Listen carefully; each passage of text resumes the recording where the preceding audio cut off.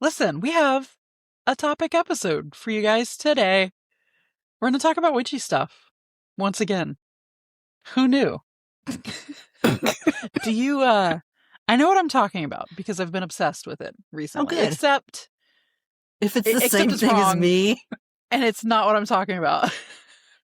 Wait, what? Yeah. I wanted to do Deadnettle because I've harvested all that Deadnettle from the land around me, and then I looked and we did Deadnettle, and it was like last year or 2024, and I was like, that's too soon. So I did its twin. No, I meant Henbit. Henbit is what I wanted to do, but I'm doing Deadnettle. Okay, because we didn't do Deadnettle. Oh. See, they're interchangeable, basically. Yeah. So if you want to know about this, just listen to this episode or listen to the Henbit episode. Whatever. I thought you were going to say, just go listen to that one. What are you talking about? How fucking rude. Dude, what a fun new game. We can just see how rude we can be to each other. We can just see how we can, like, end the episode before getting to the other person's topic. And we can switch off, you know? Passive aggressive. Yeah. Anyway, that's the episode. Goodbye. Okay, speaking of passing off back and forth, I don't actually remember who goes first this time, and I meant to look. Do you happen to know? Oh, I went first last time because I freaked out, but I do have one of my coins now. First of all, show it. It's a one-of-a-kinder, though. This is just a one-off because I was like, hey, do I like this design? Ooh, pretty. Is that a goat man? Yeah.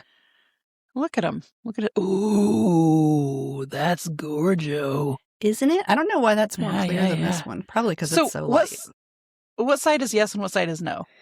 I don't care. I don't just say yes or no. I say pan or moon. Okay. I want to flip it. I want to flip it for something. Just flip it for fun right now. Go. Go. Go. I bet pan. I meant to say moon, but I said pan. Because you said Pam. Yeah. Pam! He's like, fuck you. It's not my name, bitch. This ain't the office, bitch. Okay, so I'm doing purple Deadnettle. What are you talking about? Rainbows. Ooh! I love rainbows. Can you know how... Okay, so you know how we talked about some words having taste? Mm-hmm. Rainbow is one of those for me. Yay! I rainbow tastes like sherbet. Ooh. Specifically the orange sherbet. Do you ever taste a word? Yeah. No. Well, do I? No. Oh. No, I see colors. Oh. Wait. Well, that doesn't... I could see colors. Hold on. Guess what else I can hear? Oh. Guess what I can hear? What? Sounds. Music? Sounds? Bro, you are superhuman. Thanks. No, like sounds. I see colors for sounds. How does that work? Give me an example. Clint Black has a very dark brown, like black coffee velvet voice. It's delicious. His voice is delicious. Ooh, coffee? Like a chocolate coffee, you say? No. Or did I put chocolate in there? Black chocolate. Black coffee. That color. Black coffee. So nothing what I said. But velvet. Nice. Do you think that we're special because we have these abilities, or do you think everyone can do this to some degree? Say that we're special. You should have just stopped at "Are we special?" Because Are we special? Yeah. Do you think people like us? Are we good people? Like that Instagram reel you just sent me? That. Okay, all right. I'm a great person. I'm a great people. I'm a great people, I think. Why are you using that lens cloth and not the patented Punch Me, wbah branded lens cloth that you can get over on our merch store. Go to witchbitchamateurhour.com and click on merch. So you would say that. But also because they're all on their way to your house today. I'm going to talk to you about Deadnettle. Tell me about Deadnettle. All right, here we go. First of all, the Latin name, which I have not done in a very long time. Here we go. Laminium purpurum. I don't know if that's right. Who? Purpurum. Who? I know them.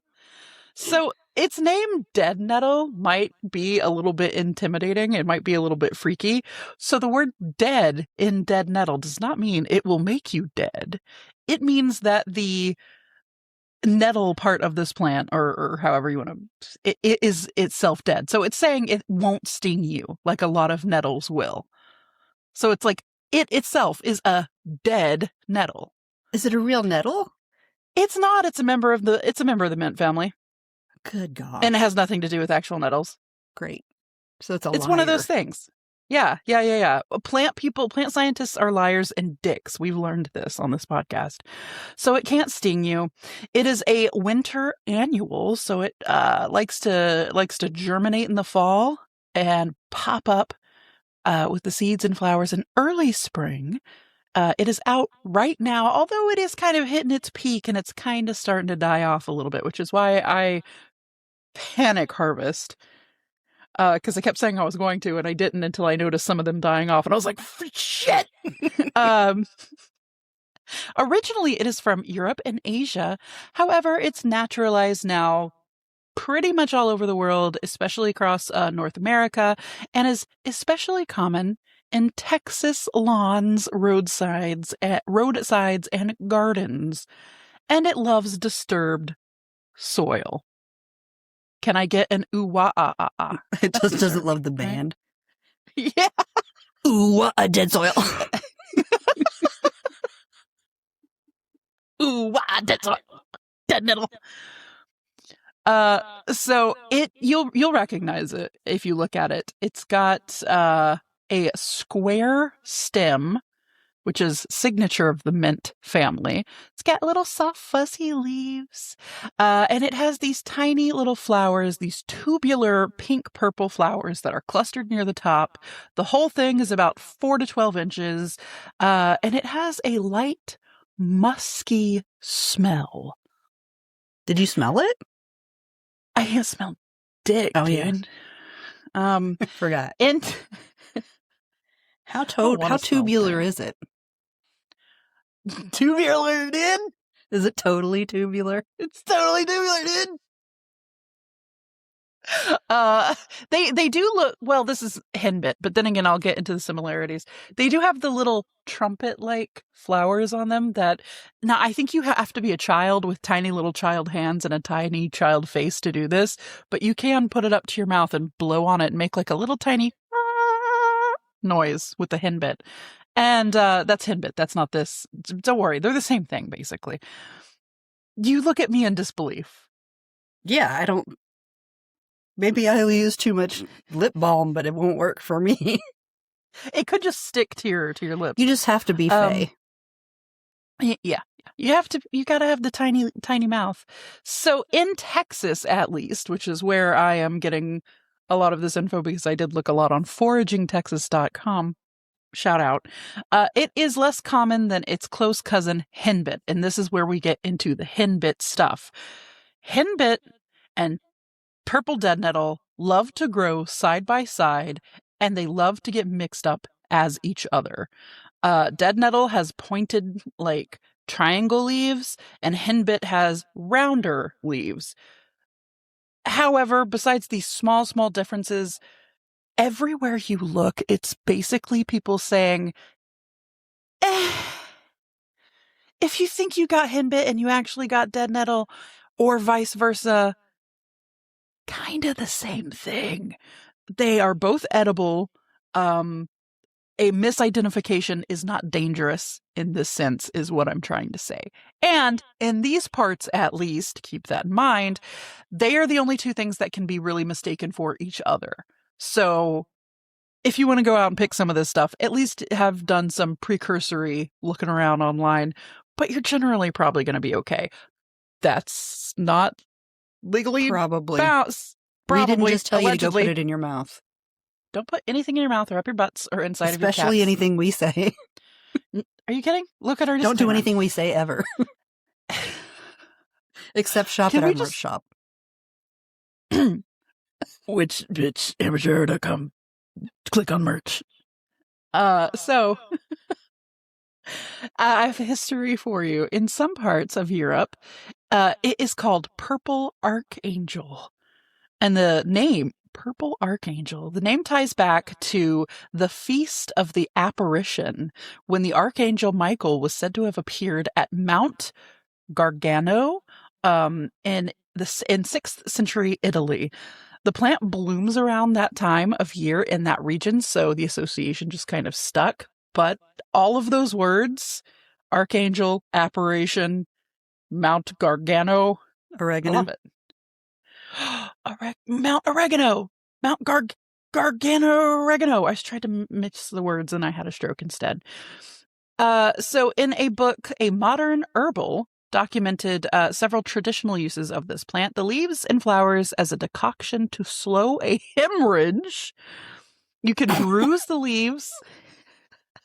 Yeah, if you're hemorrhaging, shove some. It's like when Aragorn chews up that little bit of whatever and sticks it. This, by the way, this is in the historical section. It's a weed.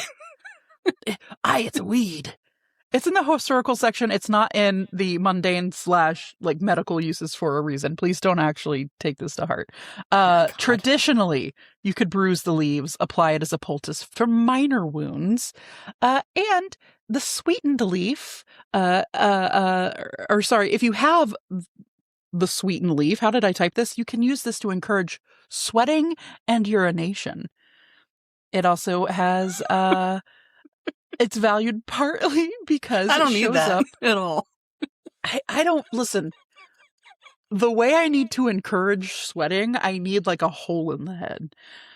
It has a reputation, a very old reputation, as being a cheerful herb in folk traditions all across where this plant is native. There's references going back so to just, it lifts spirits and it makes you happy, and you can see it when you look at it. It's a cute tiny little plant. It's got pretty little flowers. If your mouth and hands are tiny enough, you can play the little trumpets. It comes out in spring when you're like, God, when is anything green gonna happen? It's very early too, so you can see the green, and before you're seeing the yellow of like dandelions, you're seeing the purple of dead nettle. Which is very nice. So mundane. I've got foraging, food, and medicinal information here. So the leaves, stems, and the flowers of purple dead nettle are all edible. The flavor is said to be mild and slightly musky, kind of like the smell. It is not bitter. And this is something that separates itself from henbit, because henbit, while having a similar flavor profile, does have a notable bitterness to it. Also almost like a celery flavor as well. So they differ a little bit in their flavor. However, neither of these herbs are particularly exciting. So they're not going to be the star of any show. They're not like, you're not making a dead nettle salad and it has this wonderful dead nettle taste. You can just throw it in as like a topper onto salads. You can blend it into smoothies. What is it? Because I said it wasn't exciting. Dead nettle. It's dull. Dead nettle. Kind of boring. Who cares? You can toss dead nettle. Dash. Who cares? Merch. Dude, absolutely. Dead nettle. Who gives a shit? You can stir it into soups or make simple teas out of it. Throwing it into pesto is a popular use. Harvest a couple of the top inches near new growth for like the most tender part. Again, you can have the whole thing, but the like further down the stem you go, it gets a little more woody, a little more hard. Stay near the top if you want that sweet tenderness. Nutritionally, it's solid. It's a good wild green if you're into foraging. It's got that vitamin A, vitamin C, iron, calcium, fiber, antioxidants. The seeds of this plant also contain antioxidants, but they're so small. Apparently, you would need like a million to make like a half handful for it to do anything. So whatever. There's that info. Medicinally, it does have uses that people in this modern age use it for. It has anti-inflammatory properties, antibacterial, antifungal, antispasmodic, and diaphoretic properties. Now, the antispasmodic part, well, I was going to say that didn't make sense because it encourages urination, but again, I guess that doesn't necessarily mean it encourages a bladder spasm. So take away what I said. I was thinking more about pooping. Pooping? Maybe it helps you not poop yourself. Not have a little bowel spasm and accidentally. Yeah. One of its so it has a practical use, seasonal allergies. It does contain something called quercetin. Sorry if that's wrong. A natural flavonoid that helps reduce histamine production, which can help take the edge off of hay fever symptoms. Externally, it can be applied to minor cuts, insect bites, or minor irritation. So that part was right, but maybe not the hemorrhage part. Let's look out for that. There is a couple of cautions. Just go to a freaking doctor, yo. If you're hemorrhaging, call a number. Don't go into your yard. Yeah. You're like bleeding out. You're like, what do I have here for hemorrhaging? Oh, some Deadnettle. A couple of cautions worth saying that eating a large amount, and here we go, Timothy, can have a laxative effect. You know how I just go out and graze in the yard. Yeah. Thanks for the warning. Yeah, you specifically. Timothy, here we go. Don't eat a ton of it. It can have a mild laxative effect. It's not recommended for pregnant or breastfeeding people, and always with foraging. Make sure you talk to your doctor. Make sure it hasn't been treated with pesticides. Why are you giggling at me? What did I do? Pregnant. Do you remember that old video of like, pregnant? Is my girlfriend pregnant? How is baby formed? How is insane How mother girl get pregnant? Pregnant. Am I pregnant? Okay, a little bonus here. It is one of the earliest sources of nectar and pollen in spring, so bees and pollinators are all over it. Pollen of this plant is actually a deep crimson red, so if you look at the little pollinators that are like coming away from the plant, you can see these little red tinted heads, and it's very cute. I saw a lot of this when I was out trying to like pick the henbit and not the Deadnettle, which, by the way, sorry if you guys come to see us in Austin and get some of these summer pots, or if you're Patreons, I don't know what all's going out when, but if you get a little bit of this Deadnettle, a little bit of this henbit, you might get a little bit of Deadnettle as well. Again, don't worry about it. It's the same thing. But I saw bees all over this shit. It was, they had like cute little red bits on them. It was very sweet. Now into the metaphys. In folk magic and in herbalism, purple Deadnettle is associated with protection, happiness, grounding, and tenacity. Which makes a lot of sense because it is a plant that loves that disturbed soil.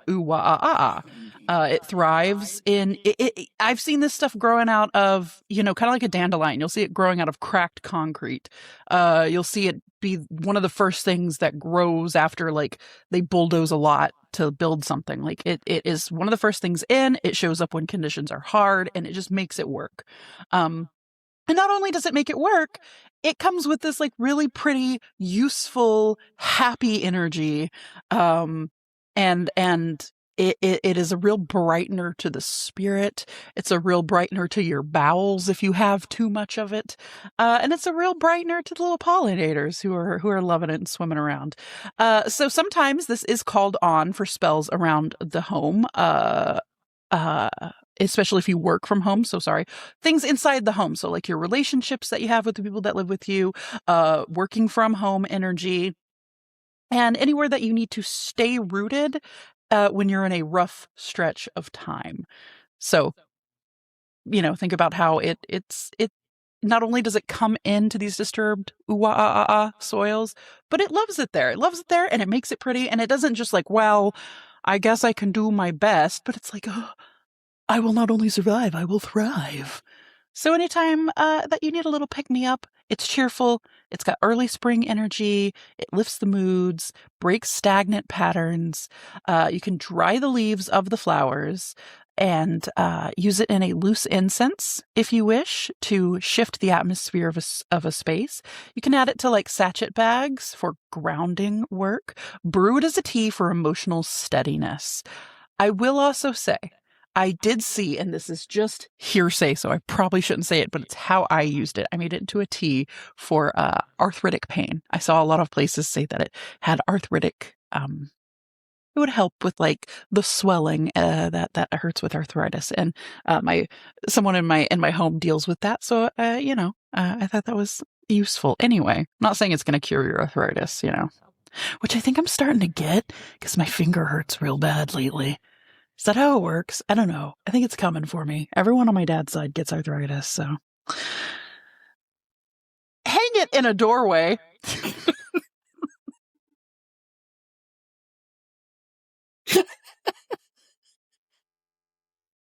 For protective energy. Hang it in your kitchen so you can reach over and grab some if you want to throw some in a pesto, a soup, or a smoothie. It does have those associations with Archangel Michael, so it connects it to themes of courage and spiritual protection. I love me some Michael. I've had a weird tie with Michael. I don't know why. I am not a Catholic, but I love him. He's my dude. Anyway, in some traditions, it's considered a let's see, hold on. A Mercurian herb. So elements of air, communication, working around contracts, exams, new ventures, shit like that. And I think if you pair that with like the working in the home stuff, it can be very helpful if you ever have to do work from home stuff, dealing with contracts, new ventures, stuff like that.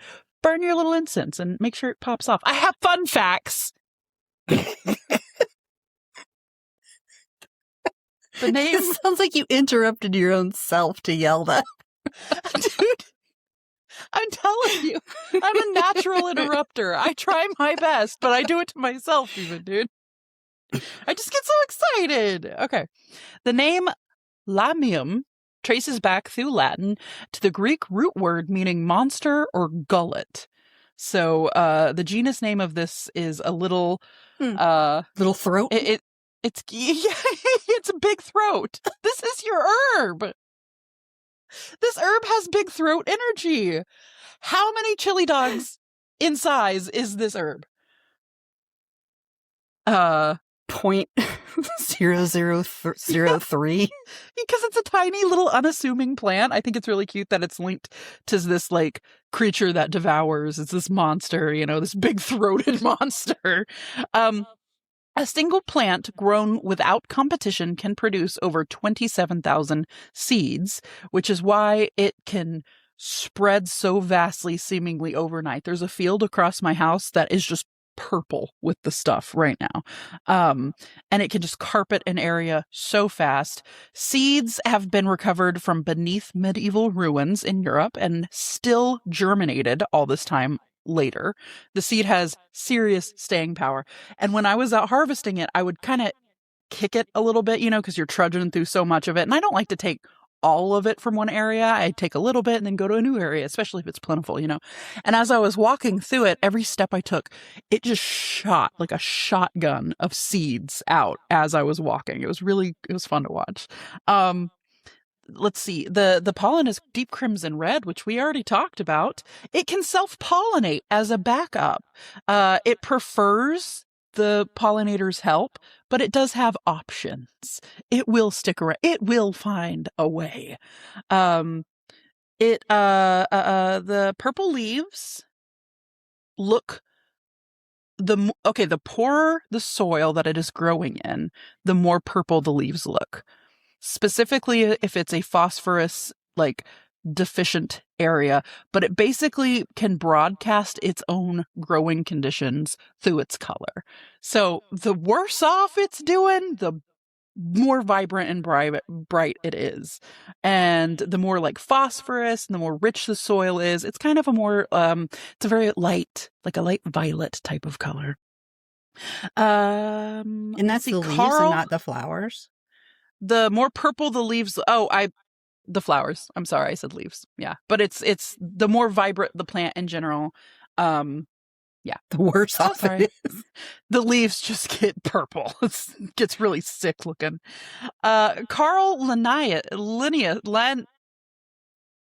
Carl L. himself, thank you, described it in the 1753 Species Plantarium. Hold on. You ever read your notes back and you go, what the fuck did I? He's the guy that decided to name this wrong, essentially. Oh, good. Thanks. He even denoted that it was in the mint family, however, decided to name it the wrong thing. So it was done purposefully. What a dick. And I will never forgive plant people for being so... Plant people and rock people. Get fucked. Watch this. Dickite. Okay, I say get fucked, but here's the thing. They're having fun. We love it. You know what? Good on them. Yeah. I take back everything negative Perfect I said. Cleavage.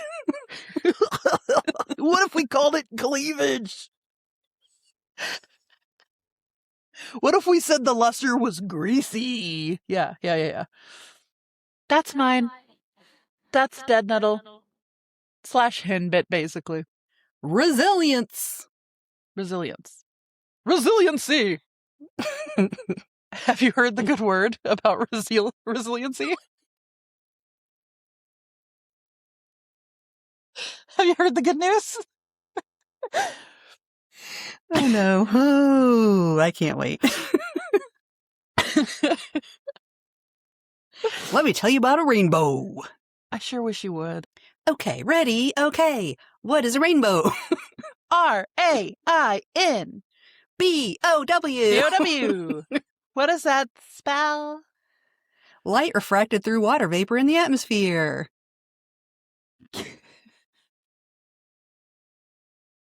That's it. Exactly. Okay, see you next week. Yeah, what if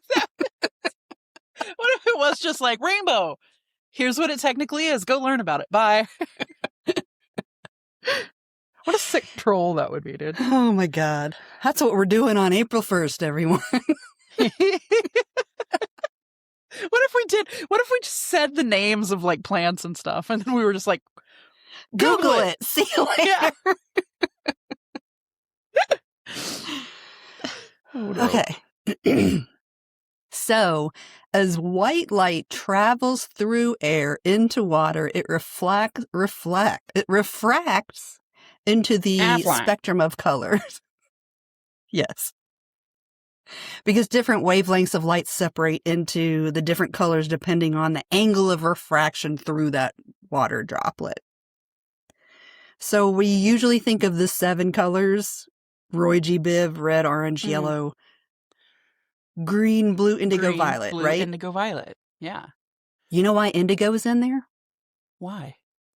Because Sir Isaac Newton wanted there to be 7 colors to link with the 7 notes in the musical diatonical scale, which I believe is the do-re-mi scale that we do, and the 7 planets known in the solar system at the time.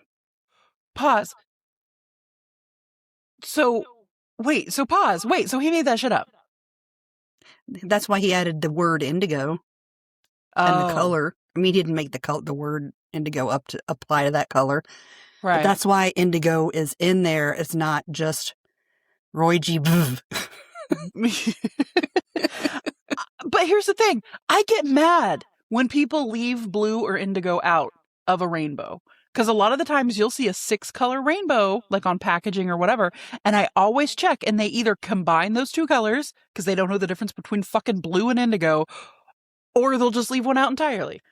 So you are, in fact, The reincarnation of Sir Isaac Newton. Ah! Damn it, I don't even know how many planets there are. No one does. No, It's a they're not mystery. real. Yeah, especially with that mystery planet X swirling around. Yeah. Wait, is that Pluto or is that one past Pluto? It's okay, so sun, all of our planets, right, that rotate like this around the sun, right? Okay, so they say that there's a planet X that has like a really oblong In the thing. opposite direction? And it like, well, I don't know when to turn, but it's just really oblong and it only like swings around every I don't fucking million years. I don't know. But they say that's where aliens come from. I'm not saying I know anything about it or if it's true, but I'm just saying Planet X. We definitely don't know anything about that. We don't know. FBI or CIA or who the fuck ever. How many NASA. people are in this meeting? Are we have a non in this Seriously. So rainbows don't only happen with rain or water. They also happen off ice particles, dust, and other random things in the atmosphere, like sulfuric acid. That's horrifying. Yeah. Can you imagine being in a just like in a puddle of sulfuric acid and there's rainbows around you and you're like, oh, wee. Wow. I'm still happy because there's a rainbow. You're melting. Wow. And here's something that I just liked. Have you ever seen, it's not a rainbow, it's like a big splotch of rainbow colors in the sky? Yes. Yeah. Like a sundog, which is called parhelia. Helia meaning the sun. There's also parselene. Selene for the moon. For moon dogs. There's sundogs and moon dogs. What's a moon dog? It's the same thing. It's like if you look up at the sun and there's yeah. Have you not seen it? I've seen it. I don't think so. Hold on. I got to Google this. What's it called? I'm just going to look moon. Yeah, look at PAR. You're going to get something weird if you get Yeah, I better do the real name. SEL. PARSEL.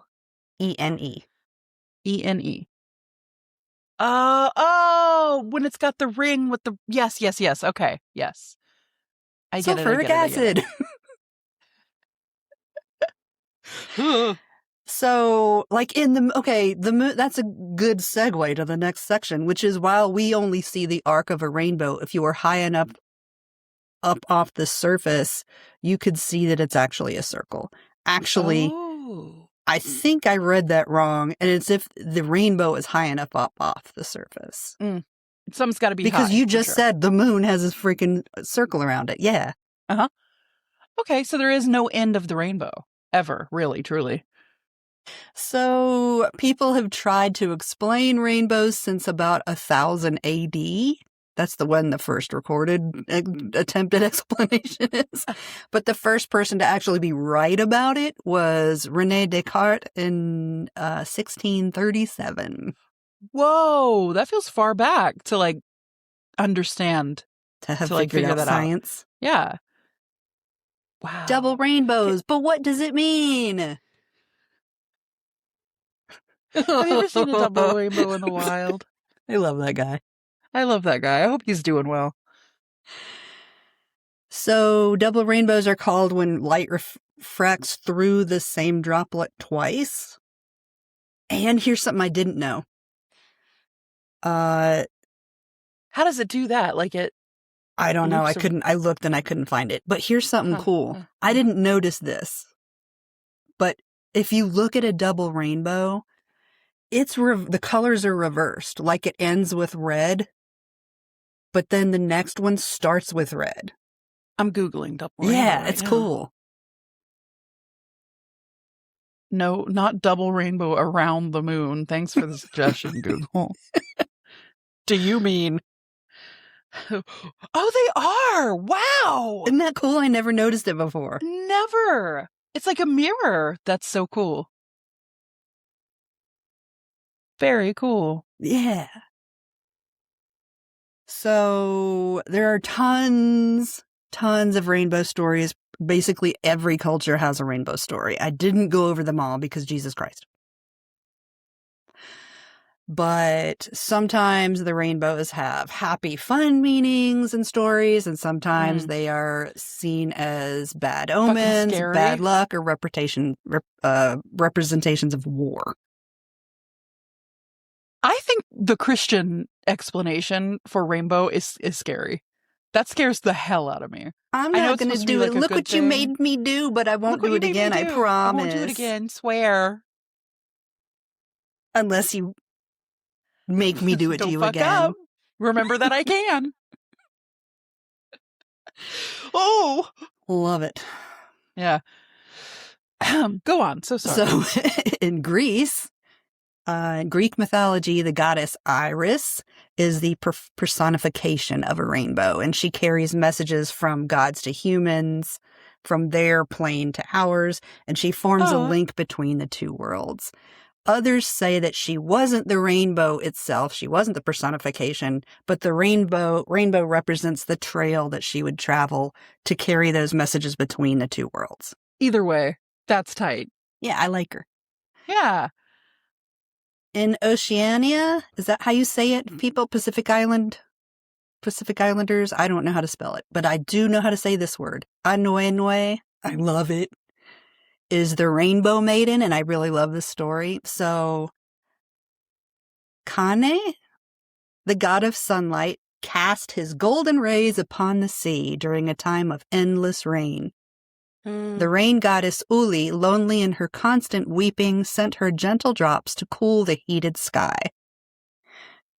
When sunlight touched her tears, a shimmering band of color appeared, a bridge connecting sky and sea. From this bridge, a radiant maiden stepped forth. Her birth marked the promise of balance, a bridge between heaven and earth. People of the earth loved Anoenwe, but some evil spirits were jealous of how much they loved her. Moho became angry and spread a windstorm of dark clouds and mist over the land. When Kane and Uli heard the cries of the people of the earth, they tried to shine through the clouds and put a soft rain to calm the winds. And they were unable to defeat Moho until Anoenwe called upon the spirit of harmony and created a bridge between the islands, and it shone across the sky. And as the rain and sun of her parents combined, they created the rainbow across the sky and drove Moho away. That's so I love pretty. That story. That's so pretty. Also, I love how gods are born in a lot of different, like, they just step out of a rainbow or someone's head. Whatever. Come on. Or leg. Yeah. Or there's some some questionable ones, but stepping out of a rainbow, that's tight. In Australia, the great rainbow serpent controls rain and hides in water holes across the desert during drought. And they are considered both a creator and a destroyer, depending on the story that is being told. And it goes by different names. Yeah. One of the names that they use is Guriala, which is the name I chose to name my snake. We should put a picture up of your snake. Yeah. In the Philippines, the Tagalog folkloric story describes Bighari, who created the rainbow as an apology to her father, the supreme god, as an apology for missing family meetings.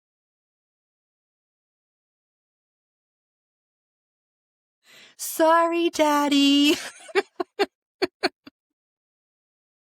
going to pass out. Sorry, Daddy, here's a pretty thing for you. Don't be mad, okay? And all the humans are like, wow. It's really just a spoiled child.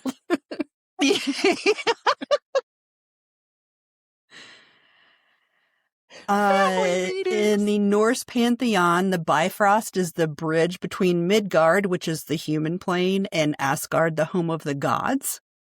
That's and where the Bifrost can only be used by those killed in battle and will be destroyed, and it will be destroyed during Ragnarok. Oh. In Hindu and pre-Islamic Arabian mythology, in Hindu and pre-Islamic Arabian mythology, the rainbow represents the bow of the god of war, and they shoot lightning bolts out of it. Sick. And in some Nicaraguan, Honduran, Amazonian, Peruvian cultures, rainbows are considered unlucky. Interesting. And like if you're not supposed to point at it, and if you see it, it's bad luck, so they don't go outside during those times when you might see one. I wonder if it's because a lot of the places you mentioned were kind of like have like a lot of rain, because you said like rainforest, right? So I wonder if it's like if that started as like a stay inside while it's raining kind of. Maybe. Mudslides and stuff origin? Probably happen. Yeah, that is so interesting. By the way, some of that info I got from a book called, where is it? The Rainbow Sky, an exploration of colors in the solar system and beyond by Tony Buick. Tony Buick. Buick. Bueller. Let's talk magic. Yeah. How can we use rainbows in our practice? I actually posted a video of how I use it today in the Facebook group. Check it out. And I tried to do it between planes and failed. Sorry. But at least the neighbor's dogs weren't barking. It's fine. So I love those little domestic sounds in videos. I don't love the sound of those dogs. My dogs don't scream 24/7. Why do hers? They really do be screaming all day. So you might use a rainbow as a connection, like the bridge, like the Norse beliefs. One idea I thought of is that you could take ribbons in the Roy G. Biv rainbow and weave them together and tie it around things you want to connect or bridge together. Western witches might consider rainbows lucky, like the pot of gold. Western as opposed to Asian, because I don't really know very much about those cultures. If you do, maybe come be a guest on the show and talk about it. Oh, yeah. So we might use rainbow colors and symbolism in luck spells, maybe use it defensively like a bow, like the other, like Hindu or some of those. Or as an arch that shields you from something, like you're hiding in this rainbow, since it is, it's a full circle. Oh my God. What if that's your circle? You cast a circle and it's a fucking rainbow. It's a rainbow? Like if you put the hose on mist and shoot it straight up in the air and you just stand next to it, you'll be soaked, but you'll be surrounded by a fucking rainbow. These are both good things for me. You can collect rainbow water to turn it into a luck spray or to cleanse with. That changed everything in my whole life. That changed everything in my whole life. Holy shit, dude. Okay. Yeah. Or happiness spray. Yeah. Or like bonus. Protection. If you use it, you're gay now. Yeah. Bonus. We don't make the rules. We just tell you what they are. Yeah. Yeah. Passing that along. So I personally like to make rainbow water, and I was doing it in the video that I posted. I have these little chandelier, like sun catchers that I hung around the edge of my patio.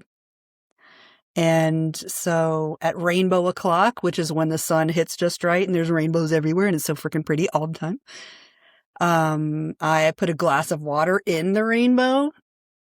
And if I want to cleanse something, for me, that makes the water like it's a jar of happiness and goodness. And here's something I'm going to drink to make my day better.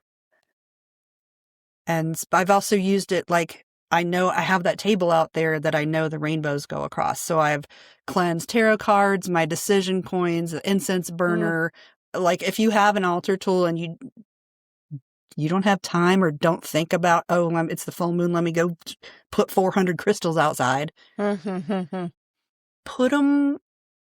Put a sun catcher up in your window and have it put your stuff you want to cleanse a rainbow where they are, where the rainbows hit. I love it when you send Marcos when it's rainbow o'clock. Me too. Yeah. Did I tell you I And got one yesterday? yes, that made In me like, I very was happy. inspired by you. Yeah. I need to put it up. And so what do you do with rainbows? Honestly, nothing. I truly didn't comprehend, like I never had the permission from someone to use rainbows in a magical sense, so I didn't, because that's how my brain works. But now I know, and I'm gonna make some Permission rainbow granted, water. I'll allow it. I don't know why. I never thought, because they're such a inherently magic looking thing. And it's something I think about, like way, way, way, way back ancient peoples when we were first seeing rainbows, how that must have blew minds, you know. But I've never been like, oh, I could use that. But I love two things about this. A, the rainbow water. Duh. B, the like protection aspect, like an actual bow. Are you kidding me?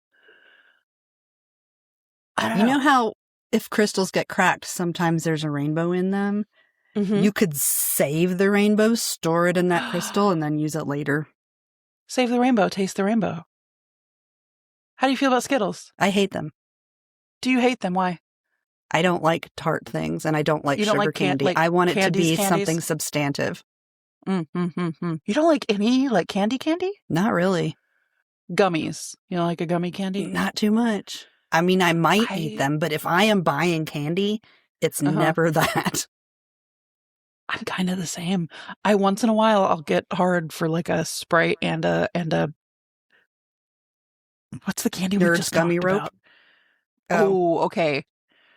Skittles, but Some yes, Skids? Nerd's gummy rope. Oh, do you drop them in there? That's it. I'm not like a candy. No. I don't like Maybe sugar that'd be candy. good. Give me some chocolate, give me some caramel, give me some nuts. Give me D's. I'll give you some nuts. Anyway, that's rainbows. Y'all tell me what you do with rainbows in comments, and like come to the Facebook group and tell me what it is. What do you do? Yeah. Get ready for them prints. It's fucking cool. Oh yeah. Prints are coming soon. It's very cool, very redacted, or I guess I shouldn't just say what it is. I'll cut that out. Very rebirth, renewal energy. Sorry, we're laughing because I had to cut out. I just completely splurted out what the actual spoiled the whole print. But it's very renewal, very rebirth energy. Spring coming next month. Spring. Yeah, I guess check out our merch store for that merch we said we were going to make. What was it? Hinbit. Who cares? Deadnettle. Who cares? Who gives a shit? What was it? Something like that. Yeah. So follow us on Facebook. We've got all the things. We got an Instagram. Find it all down in the show notes. You're fine. Follow us on Instagram. Yeah. At whichbitchamateurhour.com. Nope, that's not right. At whichbitchamateurhour.